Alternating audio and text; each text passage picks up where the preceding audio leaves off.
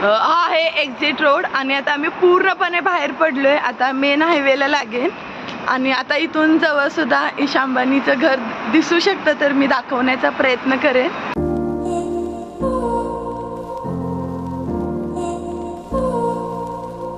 Hello, नमस्कार मंडळी, तुम्ही सगळे मजेत आहात ना? नवीन दिवसाची नवीन सुरुवात. आज शनिवार असल्यामुळे दोघांनाही सुट्टी आहे आणि माझंही एकदम निवांत असं चालू आहे सकाळचं रुटीन. थोडा वेळ सकाळी स्ट्रेचिंग केल्यानंतर हे दोघे वरी सी फेसला जात होते येथे फिरण्यासाठी सायकल घेऊन. तर मी पण थोडं त्यांच्यासोबत आले आणि इथं बसल्यानंतर इतकं मस्त वाटते. या साईडला हा मुंबईचा भाग, पूर्ण बिल्डिंग वगैरे उंच आणि इतकं छान वॉकिंगसाठी केले त्यांनी. थोडं अजून कन्स्ट्रक्शन काम सुद्धा चालू आहे. वीरू वीरू तिचं काय नाही तर चालूच असतं. आणि हे रोड बघू शकता, बसण्यासाठी कटडा केलाय. कसं वाटतंय? खूप छान. सोबत माझ्या फॅमिली, माझं छोटं मोठं बाळ आहे. एक नंबर. खूप छान प्लॅनिंग केलंय, अचानक सरप्राईज. आणि हा कटडा आहे असंच बसण्यासाठी लोकांना. आणि समुद्राचं पाणी बघू शकता किती मागं ढकललंय. आणि सगळ्यात पुढे थोडंसं दिसतं रॉड उभे, तर तो सिलिंगचा रोड आहे. आणि त्या बाजूलाच हे जे ग्रीन दिसतो तो कोस्टल रोडला अटॅच केलाय सिलिंग मधून. आणि हे अदर असे रोड आहेत. खरंच कन्स्ट्रक्शन साईड इतकी वाढले की समुद्र सुद्धा आता मागे मागे सरकत चाललाय. आणि आधी मी आले तेव्हा एकच रोड होता सिलिंगचा, परंतु आता हे अलीकडे 3 रोड ह्या 3 वर्षात झालेत. आणि सगळ्यात भारी हे जे ग्रीन कमान टाईप आहे ते संध्याकाळचं सनसेटला इतकं छान दिसतं. वीरू इतक्या फास्ट सायकल फिरवतोय. त्याला किती वेळा जरी सांगितलं हळू फिरव तर तो इतकं फास्ट पळवतोय. Veeru right turn. हा आहे पादचारी भुयारी मार्ग आणि इथे गेल्यानंतर आवाज इतका घुमतोय असा. वीरू हे कन्स्ट्रक्शन आहे ते इतकं फास्ट केलं ना आणि इतकं असं व्यवस्थित आहे, कुठेही घाण नाही किंवा खूप मेंटेन केले. आणि तुम्ही बघू शकता मागं असा एकदम आवाज घुमल्यागत होतोय. सध्या मुंबईची अवस्था अशी आहे, समुद्रामध्ये सुद्धा रोड, माझ्या उजव्या बाजूला सुद्धा रोडच आहे. या बाजूला मागच्या बाजूला सुद्धा उंच बिल्डिंग, रोड चालूच आहे कन्स्ट्रक्शन. आणि माझ्या डाव्या साईडला सुद्धा मोठ्या मोठ्या बिल्डिंग आणि रोड्स आहेत मोठे मोठे. खरंच ही मुंबई पूर्ण आता रोडमध्येच गुंतून गेले. सध्या हे वरी सिलिंगचं काम नवीन चालू असल्यामुळे प्लांटेशनचं काम त्यांनी चालू केले आणि भरपूर झाडे लावण्याचा प्रयत्न केलाय. आणि मेन म्हणजे ते मेंटेन करतायत. हा आहे मुंबईचा सगळ्यात मोठा अरबी समुद्र आणि इथे रोडचं कन्स्ट्रक्शन नसल्यामुळे इतका मोठा दिसतोय.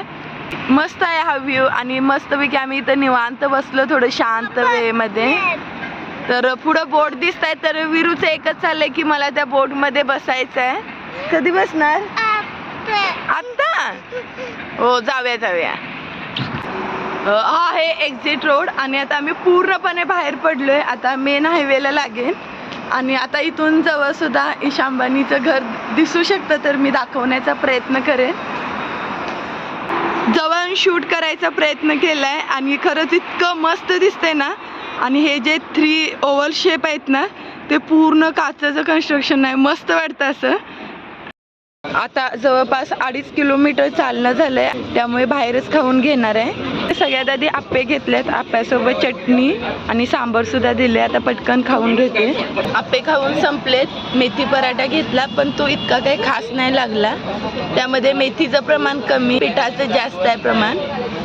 आत्ताच घरी आले आणि बरोबर 9:15ला घरातून बाहेर पडलो होतो. आता 11:15 झालेत, 2 तास लागले. परंतु खरंच आजची वॉकिंग डेट खूप मस्त झाली आणि जवळपास 4.25 किलोमीटर अंतर झालं आणि 6000+ स्टेप्स झालेत. आज खरंच थोडंसं हालचाल भरपूर झाले सकाळपासूनच. बाहेर फिरल्यामुळे एवढं थकलो होतं, तर आजचा नाश्ता सुद्धा बाहेरच झाला. आणि दरवेळी कसं आम्ही बाहेर गेल्यानंतर एकदम कमी क्वांटिटीमध्ये वेगवेगळे पदार्थ घेत असतो, म्हणजे आपल्याला चव सुद्धा समजते. आणि त्या हॉटेलची किंवा स्टॉलची जर आपल्याला चव माहीत नसेल तर एकच पदार्थ खराब होऊ नये, त्यामुळे सगळ्यातलं आम्ही थोडं थोडं घेते. परंतु खरंच आजचे आप्पे मस्त होते. आणि ते येताना आम्ही त्या लेडीजला बोलले की ताई तुमचे आप्पे छान झाले होते, तर त्या एवढ्या खुश झाल्या ना, खरंच ती स्माईल बघून मस्त वाटलं. आता माझं आणि घरातील सगळी कामं पटकन आवरून घेते, जेवण सुद्धा बनवून घ्यायचं आहे. सध्या सायटिकाची ट्रीटमेंट चालू असल्यामुळे वॉकिंग किंवा एक्सरसाइज पूर्ण बंद होतं आणि आज एकदम 4 किलोमीटर चालून आल्यामुळं थोडंसं रेस्ट घेतली. थोडा वेळ रेस्ट घेतल्यानंतर माझं आवरून घेतलं आणि पटकन सगळं जेवण सुद्धा बनवून घेतलं. इकडं मिक्स ज्वारी व नाचणीची भाकरी आहे आणि इतकी मस्त झाली ना, मऊ अशी, आणि एकदम गरम गरम आत्ताच बनवले. इकडे आमच्या नवरोबाची सगळ्यात आवडती भाजी भेंडीची भाजी आणि कांदा टोमॅटो जास्त वापर करून थोडीशी तिखट बनवले.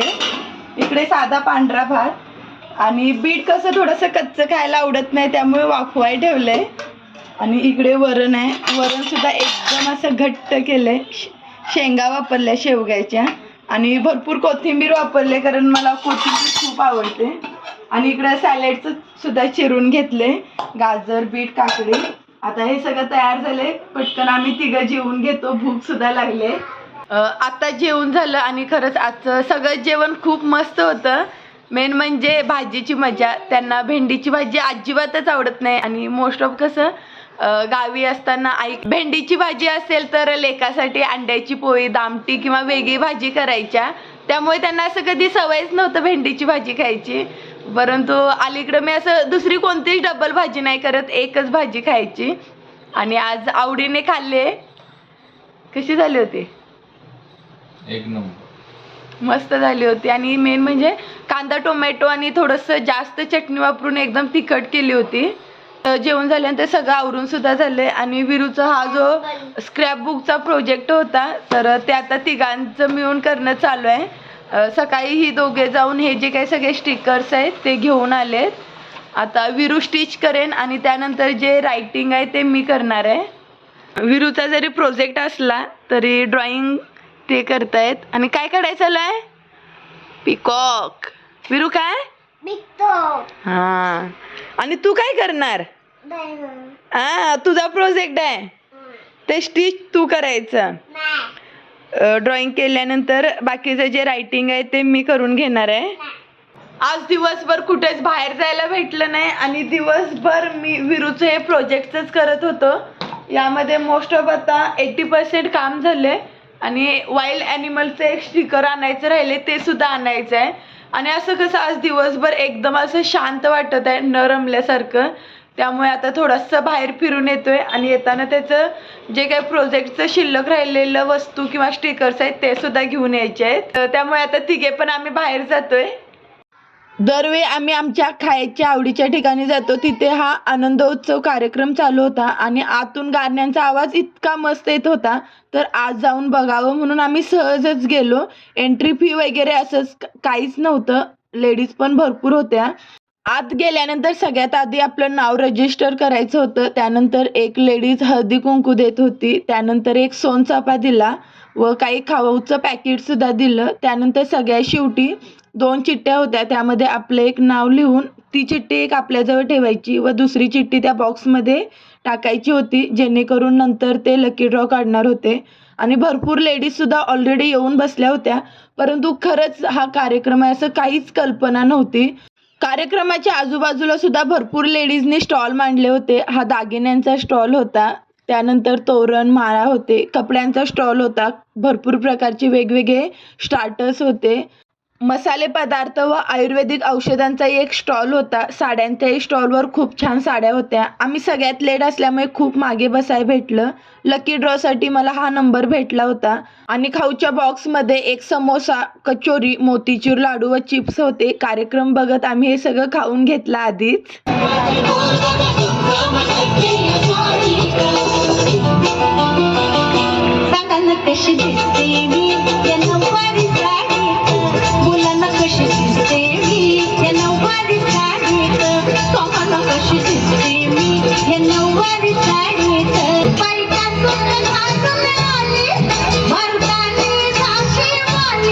पुन्हा एकदा संजीवनी ताईंसाठीवर जर प्रेम असेल तर जोरदार टाळ्या.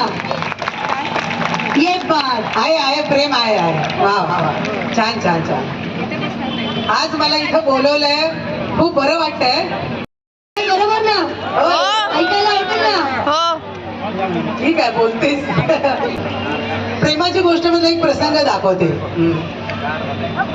ए माझी गाडी कोणी ठोकली ए कोणी का कोणी ए कढीपत्त्याची कारी माझी गाडी ठोकली तू अगं कणाला माझी गाडी ठोकली तू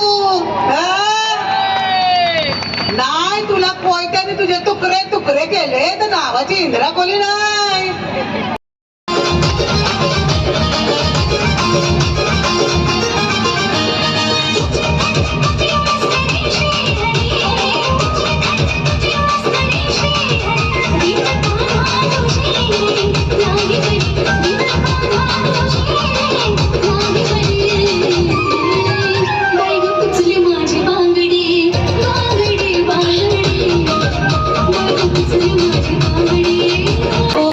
आला माझ्या दारी घालीन त्याला चारा भाजीन त्याला पाणी अहो अकाबाईचा कोंबडा आला माझ्या दारी घालीन त्याला चारा भाजीन त्याला पाणी कुकू चकू बाई कुकू चकू कुकू चकू बाई कुकू चकू कुकू चकू बाई कुकू चकू कुकू चकू बाई कुकू चकू नववर्षाचं स्वागत करताना कोण येतात त्या कळ्या आणि आम्हा कलाकारांना हव्या असतात आपल्या रसिकांच्या जोरदार जोरदार टाळ्या टाळ्यांची साथ जर तुम्ही कायम ठेवाल तर आम्हाला कलाकारांना तुमच्यापर्यंत खूप जास्त जवळ येता येतो सो एकदा पापलेटवालीची एकदा आपण चव दाखवूयात सगळ्यांनी माझ्यावर टाळ्या वाजवायच्या 1 2 3 स्टार्ट अगो पापलेटवाली होशील का माझी नवरी माझे मनान भरेल कौरी आगो पापलेटवाली होशील का माझी नवरी माझे मनान भरेल कौरी माझ्या आंबऱ्यावर चालली त्यावये निघातली सायलीची त्यावये निघातली सायलीची कपाली बिंदी नाकान नतनी मोत्याची कुडी तुझे कानामध्ये मोत्याची कुडी तुझे कानामध्ये माझे मनान भरलीस कौरी आगो पापलेटवाली होशील का माझी नवरी. आताच आम्ही घरी आलो तिघे पण आणि रात्रीचे 10 वाजलेत आणि खरंच कार्यक्रम इतका मस्त होता ना आणि त्यामध्ये एक लकी ड्रॉ होतं 3 पैठणी भेटणार होत्या परंतु ते बोलले की अजून अनाऊन्स करायला खूप वेळ आहे आणि ते आता ऑफिसला गेल्या त्यांचं एक एमर्जन्सी काम असल्यामुळं त्यामुळे मला यावं लागलं.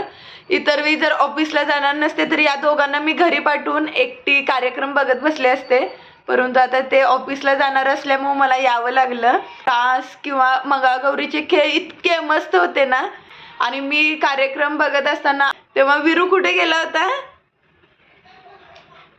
कुठे गेला होतास तू मस्तपैकी पाण्यात बसून आलाय आणि त्याचं एकच चाललं होतं की मला पुन्हा पुन्हा पाण्यात बसायचं आहे. कार्यक्रम असं त्यानं काही बघितलंच नाही आणि त्यानंतर थोडासा खाऊन आम्ही घरी आलोय. खरंच मगाशी 6-6:30च्या दरम्यान इतकं शांत वाटत होतं एकटे असं परंतु कार्यक्रम बघून आल्यामुळे एकदम फ्रेश वाटतंय. आता कार्यक्रमातल्या खूप काही गोष्टी मी या व्हिडिओमध्ये शेअर केल्यात त्या कशा वाटल्या तुम्हाला नक्की सांगा.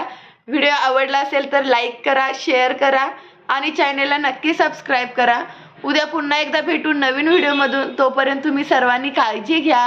बाय.